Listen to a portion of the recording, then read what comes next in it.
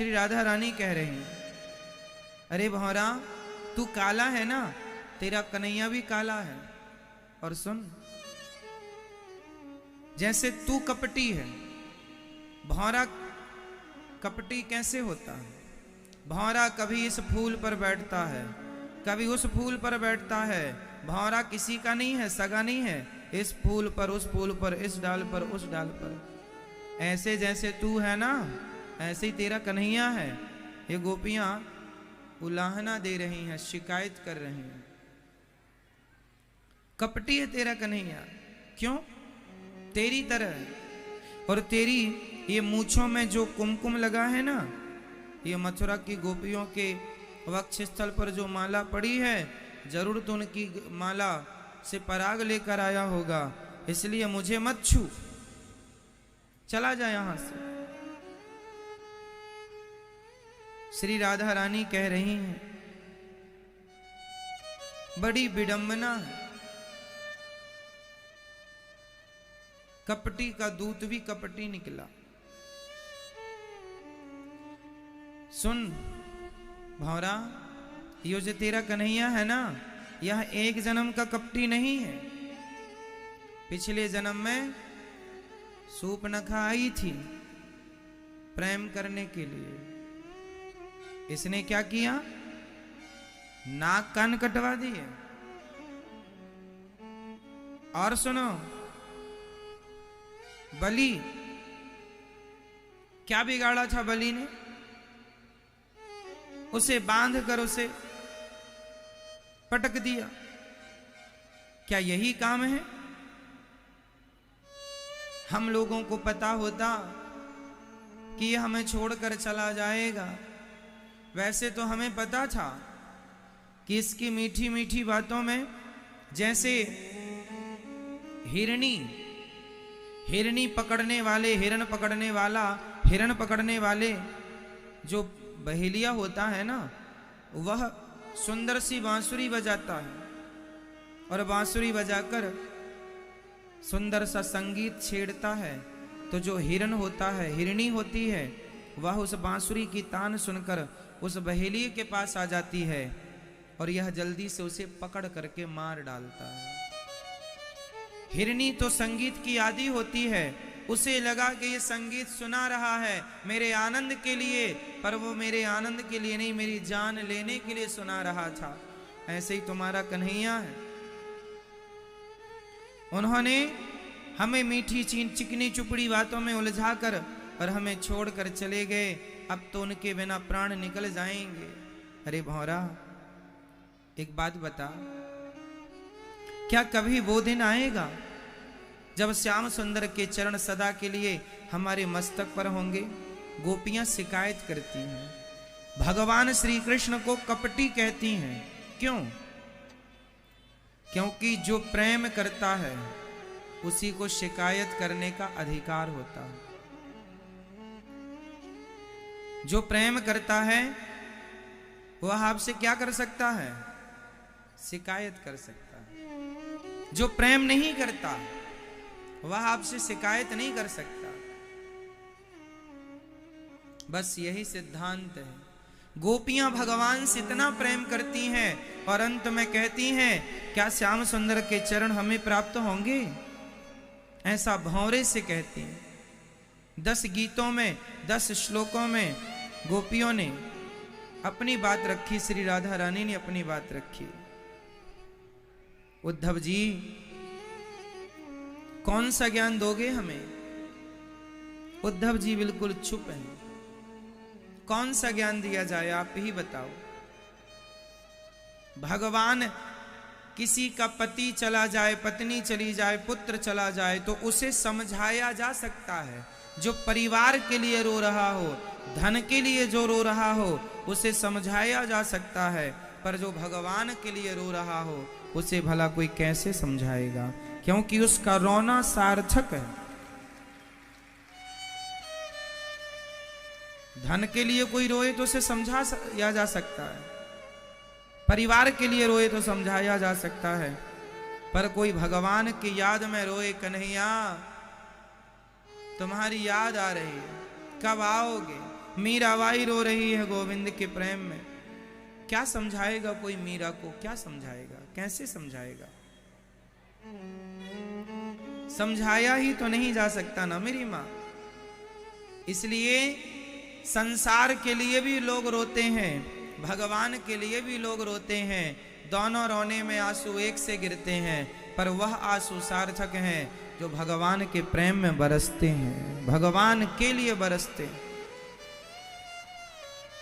पानी जब बरसता है तो पानी की एक बूंद गंगा जी में गिरकर गंगा हो जाती है, सीपी में गिरकर के मोती हो जाती है, और वही पानी की बूंद नाले में गिरकर नाला हो जाती है। बस यही है, आंसू तो दोनों में गिरते हैं। संसार के लिए भी रोए तो आंसू गिरेगा, और भगवान के लिए रोए तो भी आंसू गिरेगा। पर संसार के लिए रोया आंसू नाले में गिरे पानी जैसा है, और भगवान के लिए बहाए गए आंसू सीपी के मोती की तरह है, गंगा जल की तरह है। इसलिए आंसू तो बहने चाहिए, पर संसार के लिए नहीं, भगवान के लिए।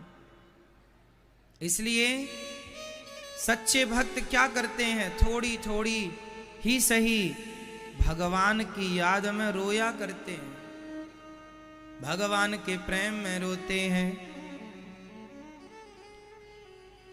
तेरे बिना भी क्या जीना,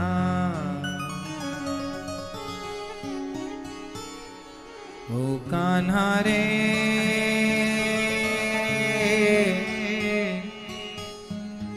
तेरे बिना भी क्या जीना। फूलों में कलियों में, सपनों की गलियों में, तेरे बिना कुछ कहीं ना, तेरे बिना भी क्या जीना, ओ कान्हा रे, तेरे बिना भी क्या जीना।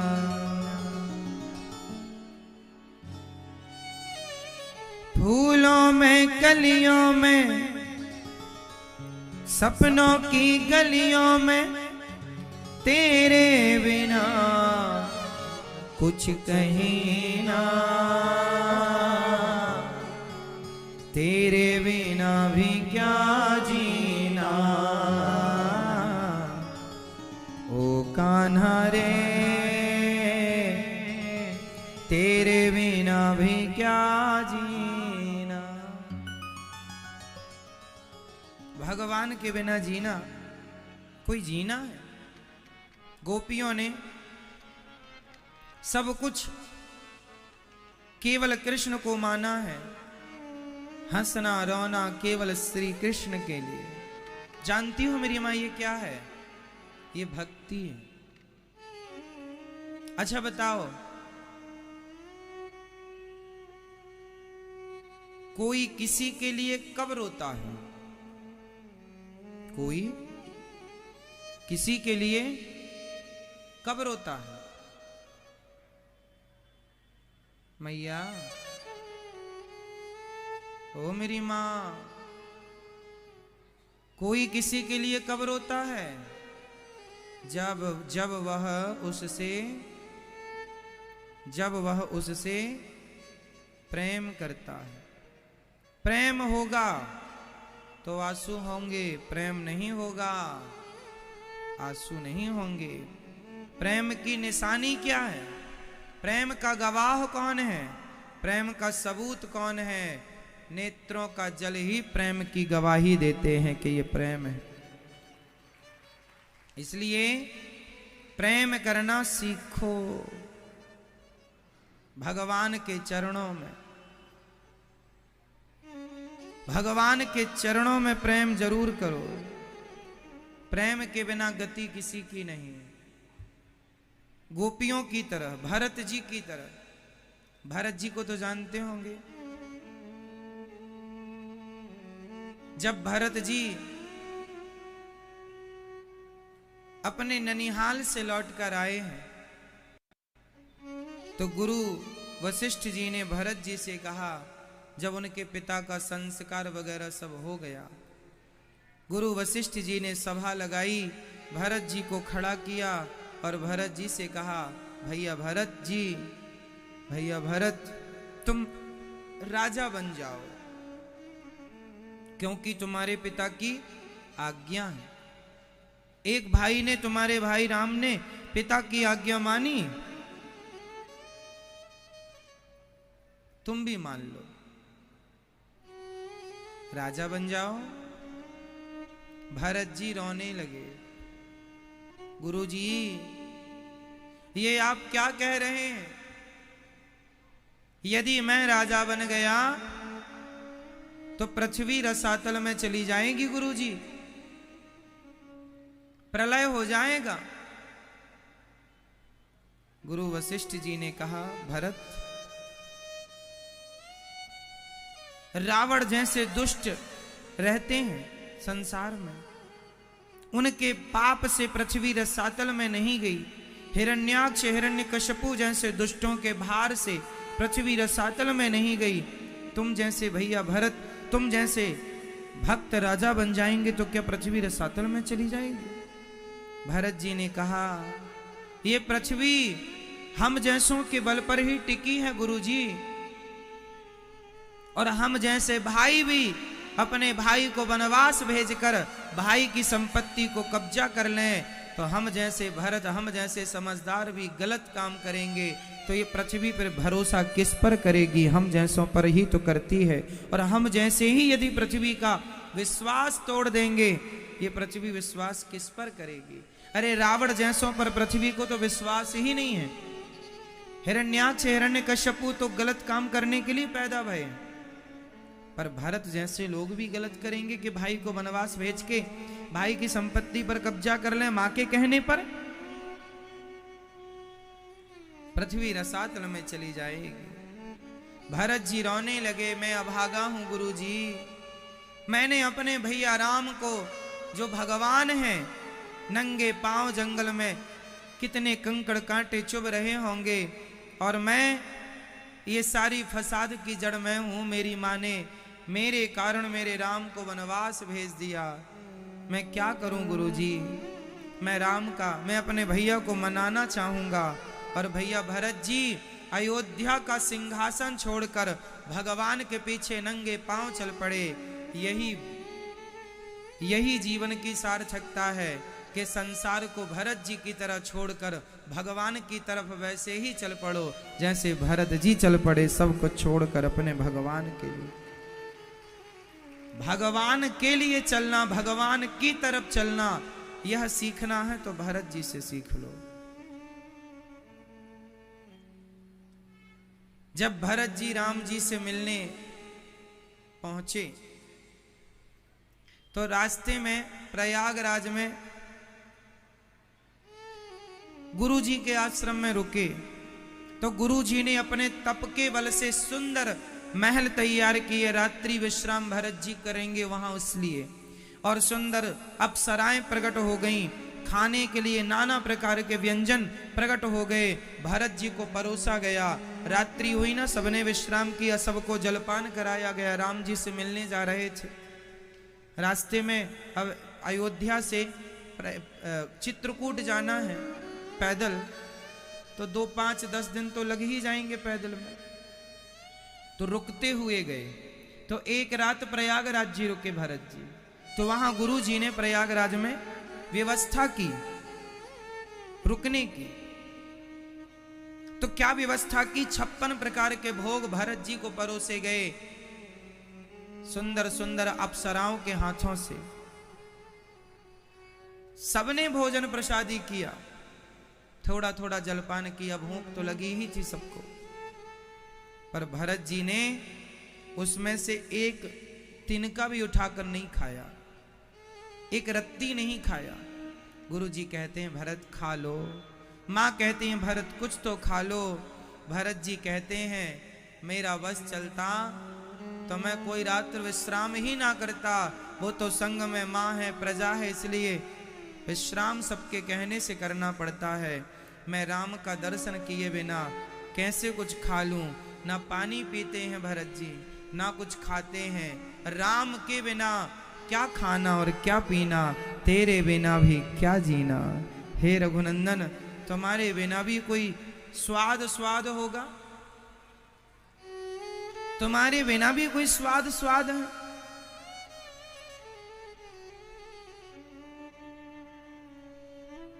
भरत जी ने कुछ नहीं खाया, केवल राम सीताराम राम राम रटते रहे, अपने भाग्य को कोसते रहे कि मैं कितना भागी हूं कि मेरे कारण मेरे राम को वनवास जाना पड़ा। राम पूरी रात राम सोए नहीं। भरत जी, जहां प्रेम है ना मेरी मां, वहां ये हालत है। आपकी हालत ही बताएगी कि आप कितने बड़े प्रेमी हैं।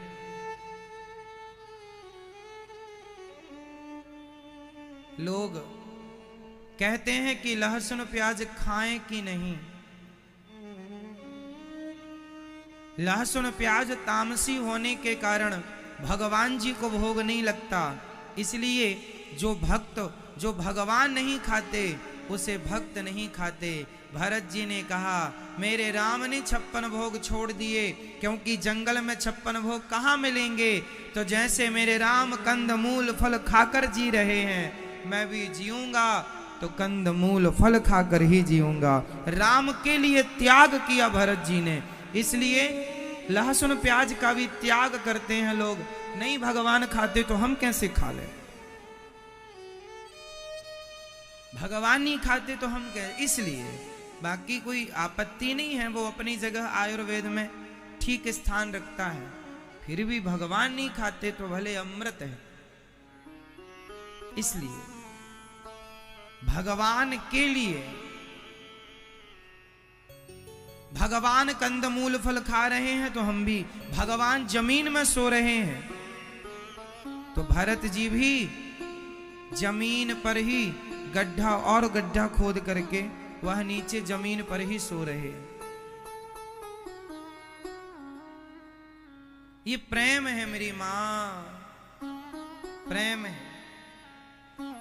जैसे भरत जी जब राम जी से मिलने गए और जब जाकर दर्शन किया राम जी, उनकी जटाएं, राम जी का जंगली स्वरूप जब देखा, भरत जी खड़े खड़े गिर गए। यूं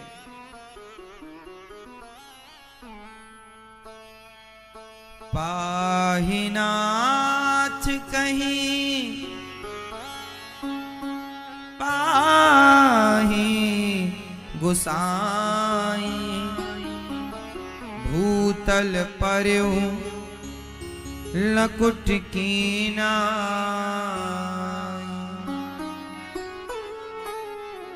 खड़े खड़े राम जी के चरणों में भरत जी गिर गए।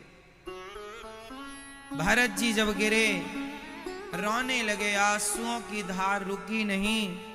राम जी भी रोने लगे, पर राम जी ने भरत जी को उठाया नहीं। क्यों नहीं उठाया?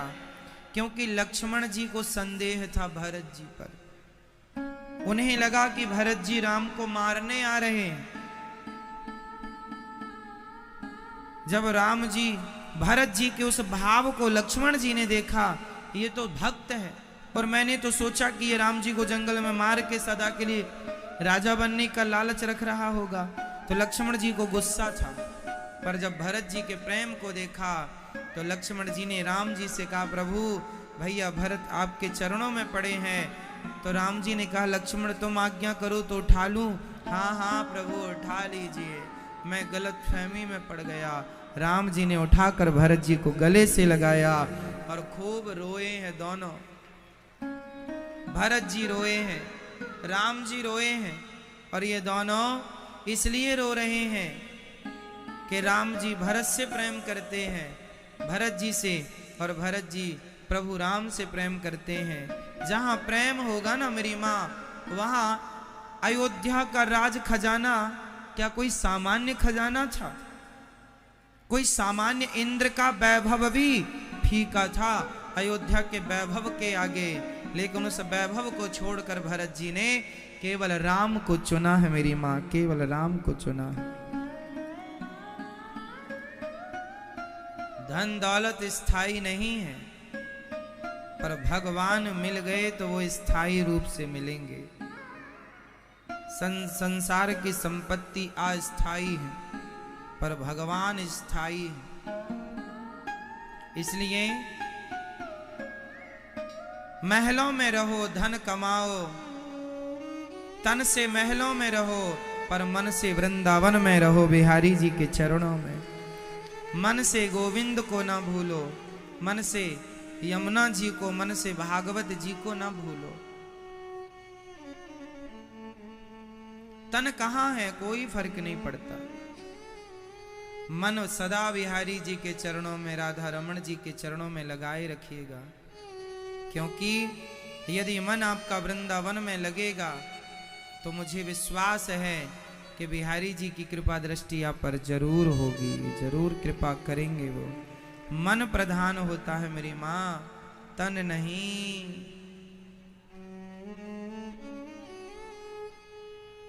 इसलिए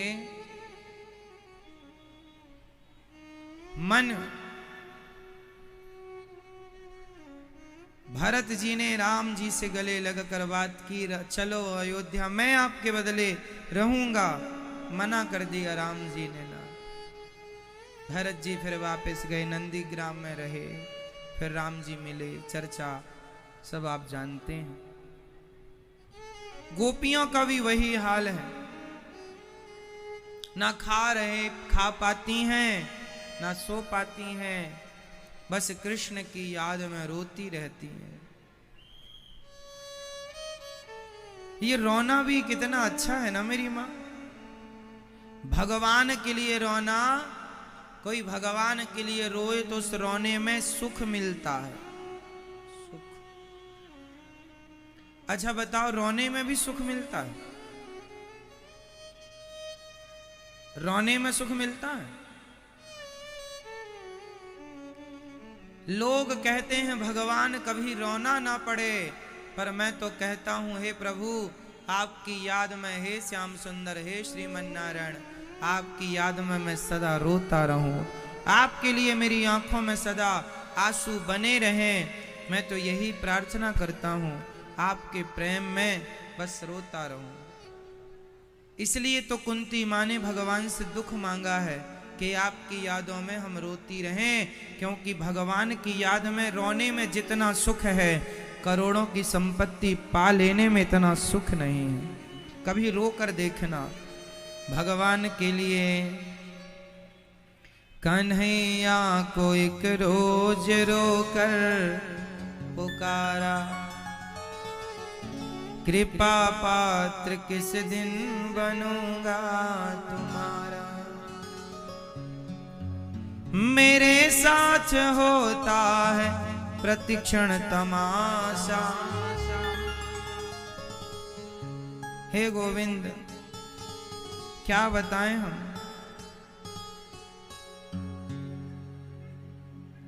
तुम्हारे लिए रोना बड़े सौभाग्य की बात है।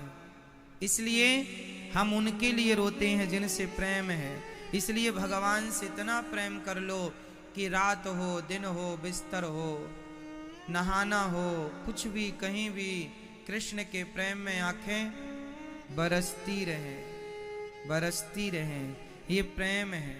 भगवान को प्रेम के आंसू चढ़ाना सीखो।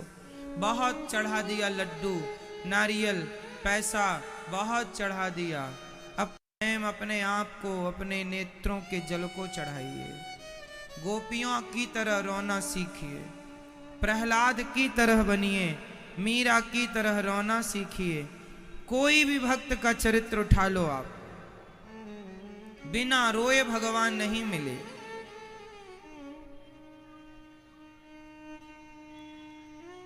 मां 20 रुपए का खिलौना बच्चे को तब दिलाती है जब बच्चा बहुत रोता है। पहले कहे बच्चा कि मुझे खिलौना दिलाओ, मां टाल देती है, टाल मटोल कर देती, नहीं दिलाएंगे, तुम्हारे पास है। पर जब बच्चा जिद पकड़ लेता है, रोता है, फिर मां मजबूर होकर अपने पुत्र को खिलौने दिलाती है। बस यही है मेरी मां। बिना रोए बच्चे को 20 रुपए का खिलौना नहीं मिलता, तो बिना रोए तुम्हें और हमें भगवान कैसे मिल जाएंगे। इसलिए कन्हैया को एक रोज रो कर पुकारा। गोपियां रोती हैं और जब रोई तो उनसे अन्य गोपियां बोली, मत रो सखी, कहा है ना आऊंगा, आएगा जरूर। कितनी बार कितना इंतजार कर लिया, क्या बताएं।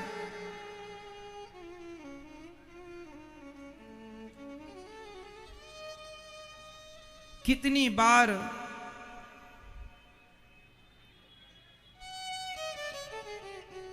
रोज ही इंतजार कर रही हैं, परंतु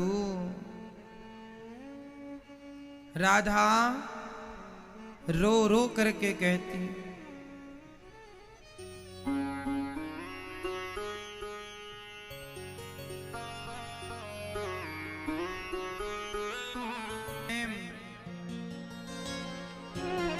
जब गोपियों ने कहा, गोपियों के प्रेम को देखकर, गोपियों के प्रेम को सुनकर रीझ गए श्याम सुंदर। गोपियों के प्रेम के ऋणी हो गए गोविंद। इसलिए उद्धव जी को ये गोपियों ने जब कहा, उद्धव जी को समझ नहीं आ रहा कि मैं क्या उत्तर दूं, क्या समझाऊं, क्या कहूं। प्रेम के आगे ऋणी हो गए हैं, प्रेम का कोई ऋण नहीं चुका सकता। मां का ऋण कभी नहीं चुकता। क्यों? क्योंकि मां प्रेम करती है।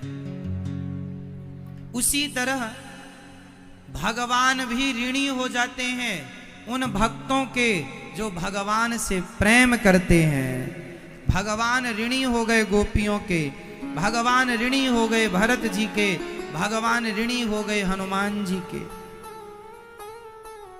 भगवान खुद कहते हैं मैं ऋणी हूं और मैं ये ऋण कभी चुकाना नहीं चाहता। मैं सदा भक्तों का ऋणी बनकर रहना चाहता हूं। भगवान भी कर्जीले हैं, भगवान पर भी बहुत कर्जा है। किनका? आप जैसे भक्तों का। इसलिए कहता हूं जितना प्रेम करोगे आप, भगवान उतना याद करेंगे आपको। गोपियों के प्रेम के आगे किसी का प्रेम नहीं है। उद्धव भरत जी के प्रेम के आगे किसी का प्रेम नहीं। भरत जी और गोपियां दोनों एक ही प्रकार का प्रेम करती हैं भगवान से।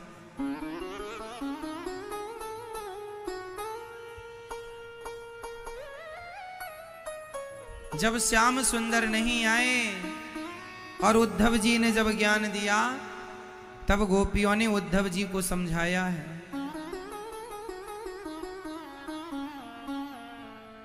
हे उद्धव जी, हम ब्रज की भोली गवारनिया, ब्रह्म ज्ञान की उलझन क्या जाने। मेरे और मोहन की बात एक मैं जानूं या वो जाने। हम ब्रज की भोली गवारनिया, ब्रह्म ज्ञान की उलझन क्या जाने। मेरे और मोहन की बात एक मैं जानूं या वो जाने।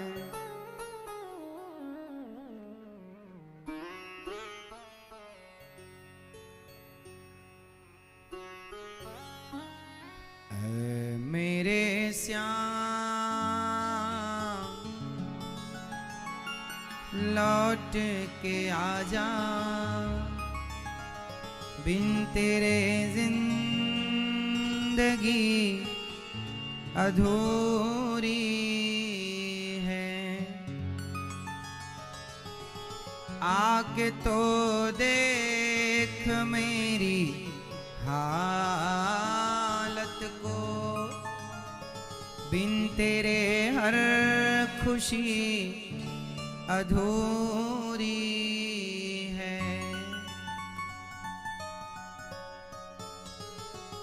फूलों में गलियों में, हे गोविंद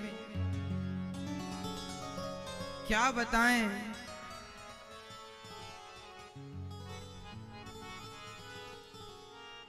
फूलों में कलियों में,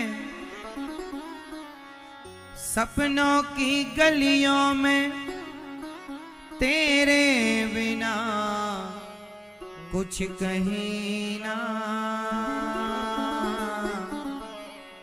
तेरे बिना भी क्या जीना, ओ कान्हा रे, तेरे बिना भी क्या जीना।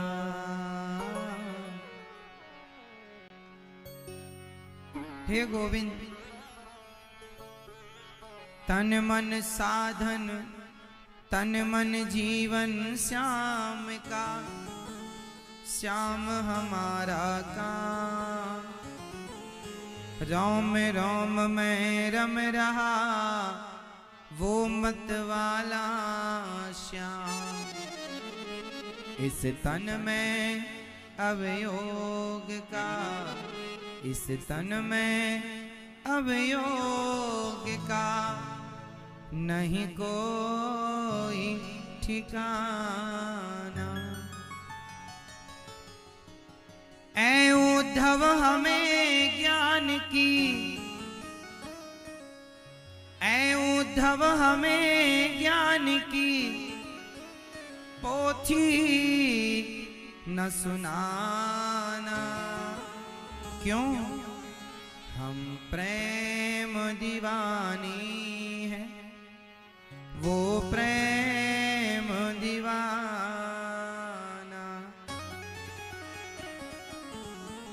प्रेम गली अति साकरी, जामे दो न समान। ये प्रेम की गली बड़ी सकरी है मेरी माँ, गोपियां प्रेम करती हैं, आप भी कर लो। इसलिए काम खूब करो संसार का, पैसा खूब कमाओ, नाम कमाओ, इज्जत कमाओ, पर प्रेम भगवान से बनाए रखो, प्रेम ना छूटे। प्रेम करेंगे भगवान से, क्या करेंगे? प्रेम करेंगे।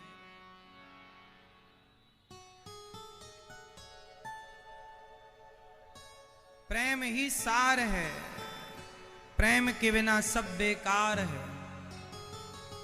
उद्धव जी ब्रज रज में लौटने लगे, यशोदा माँ का दर्शन किया, माँ से भेंट हुई, चर्चा रात भर चली, ब्रज की बातें हुई। यशोदा माँ, नंद बाबा कृष्ण के प्रेम में विह्वल थे। गोपियों के दिव्य ज्ञान से, कौन सा प्रेम रूपी ज्ञान, प्रेम से हृदय परिवर्तित हो गया। उद्धव जी का बोले मेरे पास जो ज्ञान है बेकार है। अरे भगवान से प्यार ही नहीं हुआ। एक लड़की का विवाह हुआ, खूब सारा दहेज दिया लड़की के पिता ने, पर लड़की का अपने होने वाले पति से प्यार ही नहीं हुआ। तो बिना प्रेम के इतना खर्चा करना शादी विवाह में सफल हुआ? अरे इसलिए खर्चा होता है कि इनका प्रेम से जीवन गुजरे, प्रेम बना रहे, पर प्रेम ही नहीं हुआ। अब जिसके लिए खर्चा किया उससे प्रेम ही नहीं हुआ। भाई लड़की का बाप इतना दहेज का खर्चा करता है इसलिए ना कि मेरी लड़की और मेरे दामाद दोनों प्रेम से रहें, पर प्रेम तो दोनों के बीच में हुआ ही नहीं, तो सारा दहेज का खर्चा बेकार हो गया। उसी तरह आपने खूब धन दौलत कमाया, नाम पद कमाया, पर भगवान से तो प्रेम हुआ ही नहीं, तो सब कुछ बेकार हो गया। यहाँ कोई नाम इज्जत कमाने थोड़ी आए थे, यहाँ तो भगवान को प्राप्त करने आए थे। और वो कैसे मिलेंगे? मिलहि ना रघुपति बिनु अनुरागा, किए जोग जप ज्ञान विरागा। मोहन प्रेम बिना नहीं मिलते, चाहे कर लो कोटि उपाय। मोहन प्रेम बिना नहीं मिलते, चाहे कर लो कोटि उपाय। उद्धव जी ब्रज रज में लौट कर जब गए, भगवान ने उन्हें हृदय में अपने ब्रजमंडल का गोपियों का दर्शन कराया। भगवान पल भर के लिए गोपियों से दूर नहीं थे। वो तो उद्धव जैसे ज्ञानी अभिमान में न पड़ जाएं, इसलिए प्रेम का पाठ पढ़ाने के लिए भगवान ने वृंदावन भेज दिया श्री उद्धव जी महाराज को। उद्धव जी को भेज दिया। प्रिय भक्तों, भगवान ने हृदय में जब दर्शन कराया, चरणों में प्रणाम किया है। भगवान के श्री चरणों में भगवान द्वारिका गए, मां रुक्मणी जी से विवाह हुआ। भगवान का दूसरा विवाह हुआ है जामवंत की बेटी जाम्बवती से। जामवंत की बेटी जाम्बवती त्रेता युग की ये बेटी हैं, त्रेता युग के जामवंत जी। जामवंत के वचन सुहाए वही वाले जामवंत जी।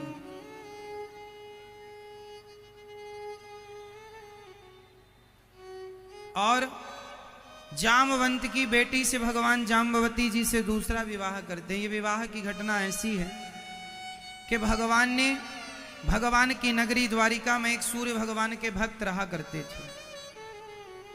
नाम था सत्राजित। आसित सत्राजितः सूर्यो भक्तस्य परमः सखा, प्रीतस्तस्मै मणिं प्रादात् सूर्यस्तुष्ट्यः स्यमन्तिकम्।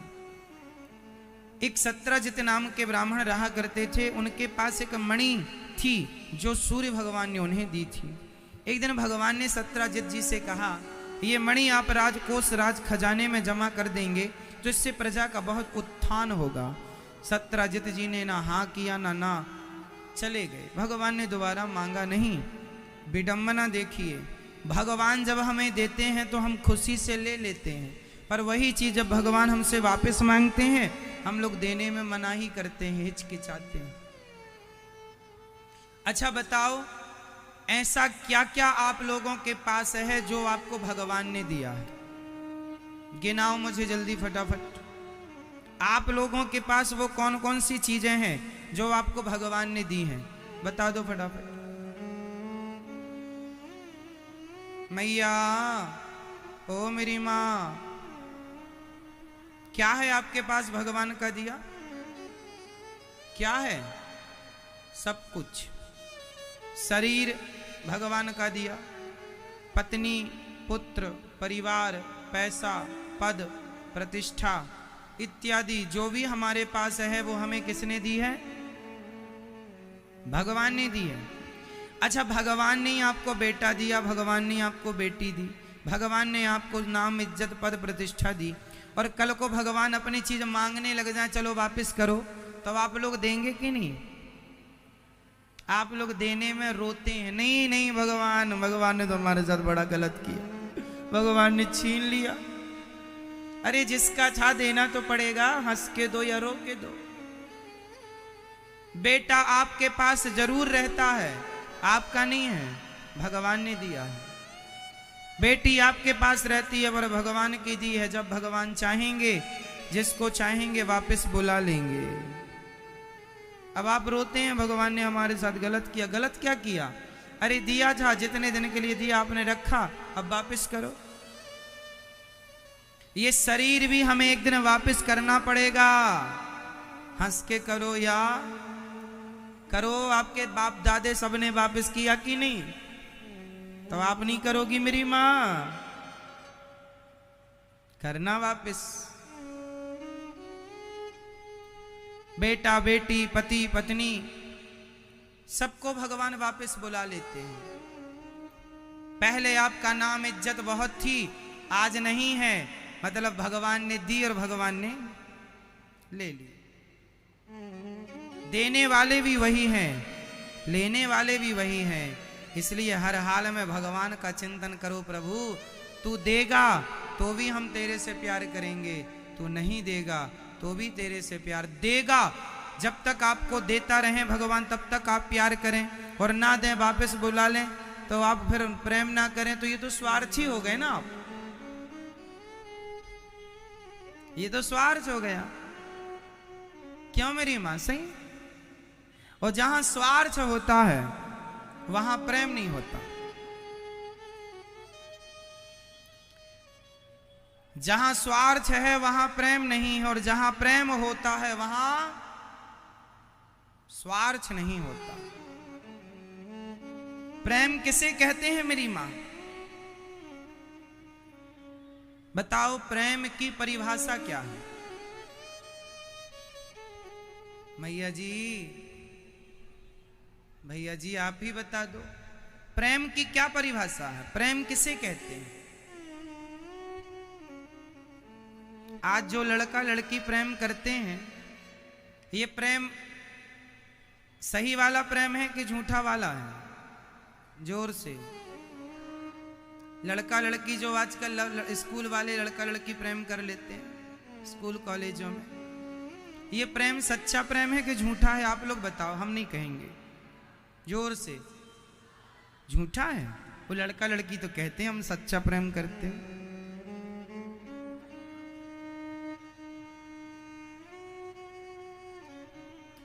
हम तो बहुत प्यार करते हैं, सब वो लोग कहते हैं सच्चा प्रेम करते हैं। तो सच्चा करते हैं क्या? करते हैं सच्चा कि झूठा करते हैं? बताओ बेटा, सच्चा प्रेम करते हैं कि झूठा करते हैं? हाँ? जोर से। हाँ? जोर से बोल दो। झूठा? अच्छा, आप सब लोग कह रहे हैं झूठा, इसीलिए हम भी कह दे रहे हैं झूठा। नहीं, लड़का लड़की फिर हमसे कहेंगे, लो आपने तो हमारे प्रेम को झूठा करार दे दिया। क्या करें, झूठा है। यदि सच्चा प्रेम होता तो अभी श्रद्धा के 32 टुकड़े कैसे हो जाते हैं? श्रद्धा नाम था ना उसका? क्यों जी? श्रद्धा नाम था लड़की का। हाँ? कितने टुकड़े हुए? 35। 35। उस श्रद्धा ने क्या किया था? जोर से बोलो। प्यार किया था, प्रेम ही तो किया था। जैसे लड़के ने उसके 35 टुकड़े कर दिए शरीर के। अभी आप सबको खबर पता होनी चाहिए। ये श्रद्धा नाम के एक लड़की थी, उसने एक मुस्लिम लड़के से प्यार कर लिया। हमेशा मैं कथा में समझाया करता था आप लोगों को, बेटियों को, बहनों को, प्यार व्यार के चक्कर में ना पड़ो, पढ़ लो, लिख लो, नाम कमा लो। नहीं सुनता कोई साहब। कहता था मैं कि लव जिहाद का क्या चक्कर चल रहा है, मत पड़ो चक्कर में। कोई सुनने को तैयार नहीं। मैं बाप से भी कहता था, बेटी पढ़ने गई परदेश में तो माँ बाप को थोड़ी नजर रखनी चाहिए, बेटी पढ़ ही रही है कि क्या कर रही है। सारी बातें मैं हर कथा में लगभग कहता हूं। काश सुनते होते। तो लड़की श्रद्धा ने क्या किया? उस लड़के से प्यार किया, प्रेम किया, और प्रेम किया तो कितने टुकड़े हो गए? शरीर के 35 टुकड़े हो गए। यदि सच्चा प्रेम होता दुनिया का लड़का लड़की वाला तो 35 टुकड़े कैसे हो जाते? इससे सिद्ध हो गया ये लड़का लड़की जो भी स्कूल कॉलेजों में प्यार करती हैं झूठा है, केवल शरीर की हवस वासना पूरी करने वाला ये केवल एक ढोंग है जिसे प्रेम का नाम दे दिया जाता है। और लड़का लड़की अपने आप को बड़ा होशियार कहते हैं, हमारी मम्मी कुछ नहीं जानती, हमारे पापा कुछ नहीं जानते, हम बड़ी हो गई हैं, अपना निर्णय खुद से ले सकती हैं।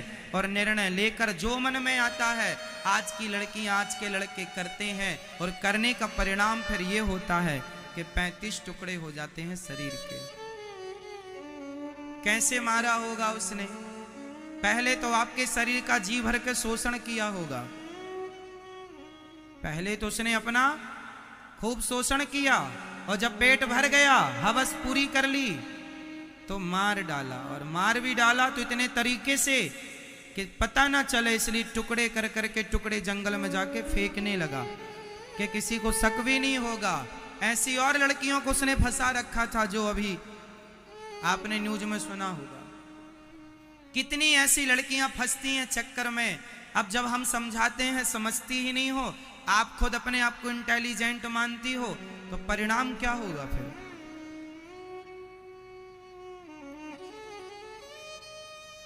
इसलिए अपनी बेटियों को लेकर, अपने बेटों को लेकर थोड़ा सा माँ बाप को चाहिए जागरूक हो जाएं। पढ़ना लिखना बुरा नहीं है, पर पढ़ने लिखने के नाम पर जो स्वतंत्रता हो जाती है ना, वो हानिकारक है। माँ बाप की थोड़ी सी दृष्टि बनी रहे, माँ बाप का आना जाना बना रहे, नजर बनी रहे माँ बाप की, तो फिर भी थोड़ा भय होता है। अब आजाद हो गए बड़े बड़े शहरों में, तो जो जी किया कर लिया। इसलिए कहीं और कोई दूसरी श्रद्धा ना 35 टुकड़े में कट जाए, इसके लिए सावधान हो जाना कि यूं ही शादी नहीं, पहले प्यार, पहले पढ़ाई लिखाई कर लो, फिर शादी के बाद खूब प्यार करना अपने पति से, जहां माँ बाप शादी करा दें। इसलिए मैं कहा करता हूं कि ब्राह्मणों का विवाह ब्राह्मणों में ही होना चाहिए, क्षत्रियों का क्षत्रियों में, वैश्यों का वैश्यों में, और शूद्रों का शूद्रों में। विवाह का तालमेल जो बना है हमारे यहाँ अनादि से, उसको तोड़ना नहीं चाहिए, मर्यादा है।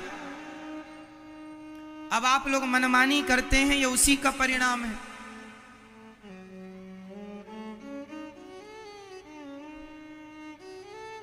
मनमानी ना करिए, बेटियों को समझाओ, ये प्यार का भूत चढ़ा लेती हैं। तुम तो प्यार करती हो, सामने वाले से कभी पूछा है तुम्हारी जैसे ना जाने कितनी है उसके पास? कुछ लोगों का तो काम ही है। इसलिए ऐसे षड्यंत्रकारी लोगों के जाल में फंसकर अपना जीवन ना बर्बाद कर दो। मेरी बहनों, मेरी बेटियों, संभल जाओ, सावधान। जहां माँ बाप कहें जो लड़का आपको पसंद है, माँ बाप से मिलाओ, बताओ। यदि माँ बाप को उचित लगेगा तो आपका विवाह कराएंगे, वरना माँ बाप खुद ढूंढ के देंगे आपके लिए बेहतर। अरे हर माँ बाप अच्छा ही ढूंढते हैं। आप लोगों की ये पता नहीं आजकल क्या हो गया, समय के पहले प्यार हो जाता है। शादी के बाद कर लेना ना प्यार, कौन मना करता है? किसी से भी प्यार क्या कर लेना।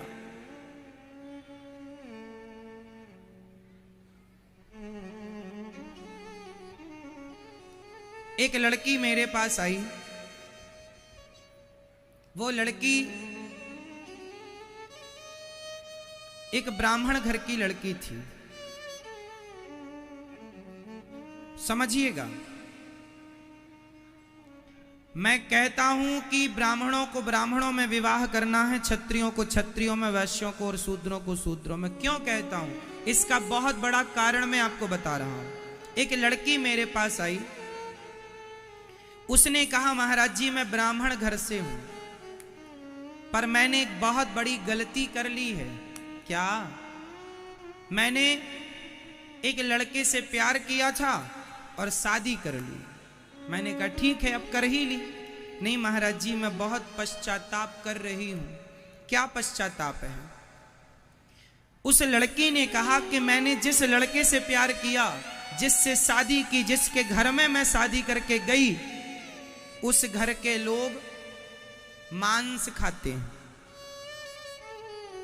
मछली, मुर्गा, बकरा, बकरी सब खाते हैं, और मैं ब्राह्मण घर की हूं। मैं कभी लहसुन प्याज तक ना खाई।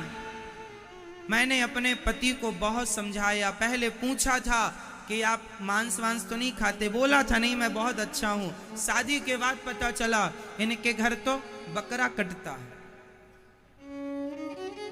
शादी तो हो गई, शुरू शुरू में तो अच्छा लगा, लेकिन अब जिंदगी काटने का जब समय आया तो हमारा उस आदमी के साथ अब जीवन कट नहीं रहा, क्योंकि विचार नहीं मिल रहे। हम लहसुन प्याज भी नहीं खाते और वो बकरा खाते हैं।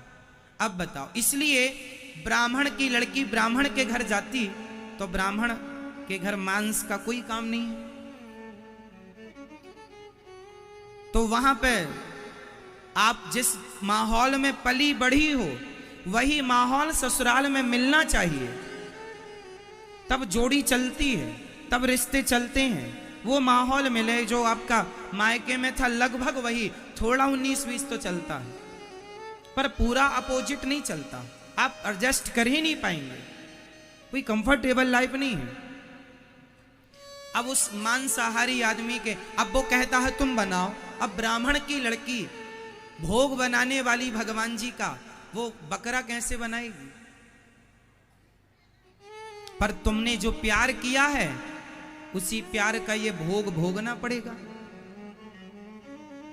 इसलिए विचार कर लो, शादी कर लेना। लड़कियों को शुरू में शादी के महीने 2 महीने तो पता ही नहीं चलते, भोग विलास में ही बीत जाते हैं, लेकिन उसके बाद जो लाइफ चालू होती है जिम्मेदारी की, वहां से समझ में आता है, जब भूत उतर जाता है विषय वासनाओं का, तब समझ में आता है कि जीवन क्या है। और लड़का लड़की आजकल ये तो विषय वासनाओं की पूर्ति में ही लगे रहते हैं। इन्हें पता ही नहीं कि हमारा जीवन कितना लंबा है, समाज क्यों जरूरी है। समाज में सम्मान भी चाहिए होता है, समाज में रहने के लिए समाज के तौर तरीके अपनाने ही पड़ते हैं साहब। कहाँ जाओगे बच के बताओ, कहाँ चले जाओगे? जहां भी रहोगे वहां के समाज के परिवेश में रहकर वहां के नियम पालन करने पड़ेंगे, करने पड़ेंगे कि नहीं? एक अच्छे घर की बहू बेटी है तो कुछ तो नियम होते ही हैं। नियम नहीं होते तो फिर वैश्याओं का कोई नियम नहीं होता,